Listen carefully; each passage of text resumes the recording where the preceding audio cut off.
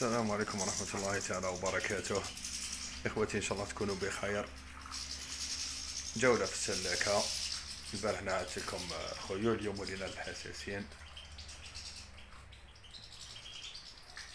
هاو إخوتي عقبنا الأسبوع هذا، جاء بارد بزاف في ولاية الصيف، يعني في معظم أنحاء الوطن خاصة الشرق. درجة حرارة منخفضة في الليل 5 درجات 3 درجات، ممكن اليوم قال لك درجة صفر، يعني درجة حرارة منخفضة نسبيا. والحمد لله هاي الحساسين يعني متأقلمة، أو حتى المال باناشي الحمد لله تأقلم، ها في صحة جيدة. الاعتناء بالأكل إخوتي، في برودة كبيرة اللي عندهم السلكات الخارجية، يعني ينصح بتقديم الحبوب الدهنية والزيتية، الحبوب السوداء خاصة السقوق، يعني فيها منفعة كبيرة.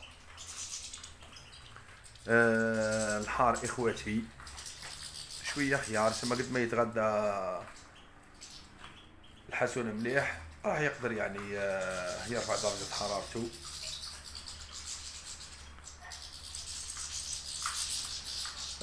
حوض الاستحمام إخوتي ها وراه، حتى والأمطار تصب، حتى والثلوج. هاو إخوتي مخليه لهم دائما نبدلوا الماء، بس حوض الاستحمام هو اللي يشرب منه الحسون. هنا نشوف في حسون لهنا يشرب منه إخوتي، والحسون حر إخوتي، جا من نحيلو الاستحمام خليه له، حب يستحم ما حبش يستحم ما يستحمش إخوتي. وفي درجات هذه المنخفضة وفي الثلوج تلقاو الحساسين يعني يستحموا، خاصة إذا ضربت شوي شمس ولا أشعة الشمس يحبوا يستحموا، وتحس فيهم يعني في راحة نفسية كبيرة. ثاني ملاحظة إخوتي مهمة جدا، تفادي التيارات الهوائية. هاني مغلف إخوتي كلش بالبلاستيك الجوانب، حتى الباب إخوتي حاضت له البلاستيك الأصفر، سما مخلي غير نصف العلوي يعني من السقف، هاو نصف مفتوح، ومديلو في نصف منه الروزو بان نقص من حدة التيارات الهوائية، والطرف هذا طرف مغطى. والحمد لله يا ربي، يعني هاكم تشوفوا الحساسين راهم في صحة جيدة. هاي نشيطة هاي مع الأكل، خاصة يعني الفترات هذه الباردة إخوتي نعتني فيها بالحساسين، ما نبخلوش عليها بالأكل إخوتي.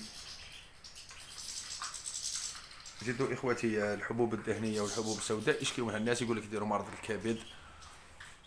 هذيك الحسون جاي في قفص ما يقدرش يحرق حريرات والطاقة، بينما يعني كي يكون حسون في سلاكة هكذا مفتوحة وعنده حرية تحرك ويطير. وزيدوا إخوتي من أجل أن يرفع درجة الحرارة في الليل، درجة الحرارة تاعو تلقاو إخوتي لازم ياكل مليح.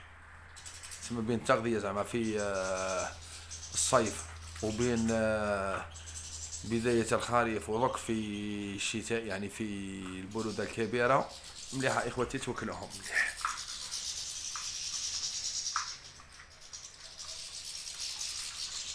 إخوتي اللي عندهم ثاني حساسين ويشوفوها في البرودة هكذا تنتفخ ولا، هذه راي كاركتير. كاين حسون اللي في البرد يحكم بلاصة ويبقى منفوخ يبان لك بلي مريض بصح هو مبيه والو، وكاين اللي يكون مريض بيان سور ضربة هوائية ولا حاجة ولا من نفسه. أنا معظم الحساسين تاعي عندي تنتفخ تشوفها منفوخة هكذا في البرد، هاي فما لا ها وراي وحدة في الأرض، هاي منفوخة إخوتي.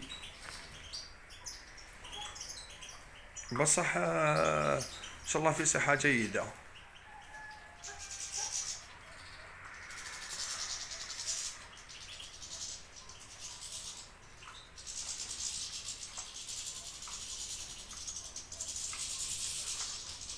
شوفوا إخوتي كي يعتاد عليك الحسون باللي جيت مثل الماكلة تاعو كلش، هاني قريب لهم مسافة ممكن مترين ولا حاجة، وهم توالي إخوتي ما يخافوا ما والو، ما يطيروا. هاني ضرك نزيد نقدم لهم أكثر يطيروا ويعاودوا يوليو.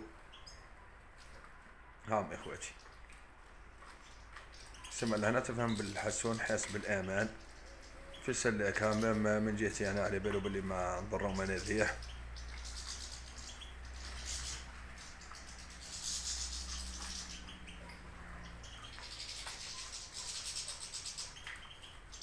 السلام عليكم ورحمة الله تعالى وبركاته.